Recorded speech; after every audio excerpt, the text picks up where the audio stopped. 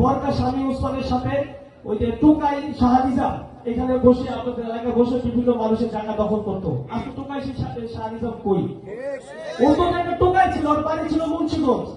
আমরা যারা নারায়ণগঞ্জে বাস করি, আমাদের মাথায় কাঁঠাল রেখে কোষ একটি একটি করে খেয়েছে, সেটা আমরা বুঝতে পারি নাই। কেন বুঝতে পারি নাই? প্রথমত এই জন্য বুঝতে পারি নাই, ওরা কিছু টোকাই শ্রেণী আমাদের এই নারায়ণগঞ্জে মানুষের কিছু টোকাই শ্রেণীকে বেছে বেছে সমাজের নিকৃষ্ট, সমাজের সবচেয়ে খারাপ ছেলেটিকে তারা তাদের সাথে তাদের সংগঠনে তারা নিয়েছে।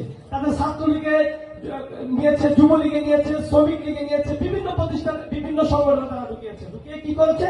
আপনার আবার বৈধ সম্পদ, আপনার সারা জীবন যে পরিশ্রম করে যে টাকা অর্জন করেছেন, বিদেশ থেকে টাকা পাঠিয়েছেন, সে বৈধ সম্পদ তারা লুট দখল করে তারা আবার অন্যত্র বিক্রি করে দিয়েছে। এটা কিভাবে করেছে সেটা আপনারা আমার মাধ্যমে পেরেছে, আমরা তখন বুঝতে পারি নাই। নারায়ণগঞ্জে একজন স্বামী ওসমান, তার বাড়ি ছিল সেই কুমিল্লাতে। সে ওখান থেকে এসে আপনারা আমার সম্পদ দখল করে, ও কি ছিল?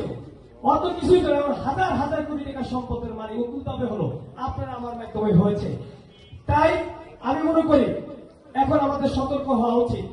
বৈষম্য বিরোধী ছাত্ররা যারা নেতৃত্ব দিয়েছে, ছাত্রীরা তাদের বয়স ছিল সম্ভবত 15 থেকে আপনার 25 বছর, এর ভিতরে তারা নেতৃত্ব দিয়েছে। স্কুল কলেজ ইউনিভার্সিটির ছাত্ররা নেতৃত্ব দিয়েছে। আমাদের থেকে তাদের কতটুকু জ্ঞান আছে সেটা আপনারা এখন বুঝে নেন। আমরা দীর্ঘ 16 বছর, আমি মাঝে মাঝে অনেক সময় অনেকের সাথে বলে ফেলতাম, আমাদের নারায়ণগঞ্জের মানুষের বা আমাদের বাংলাদেশের মানুষের কি বুঝ শক্তিকে হারিয়ে ফেলেছে? আমরা দীর্ঘ 16 বছরে জনগণের জন্য কথা বলতে গিয়ে আমার ভাই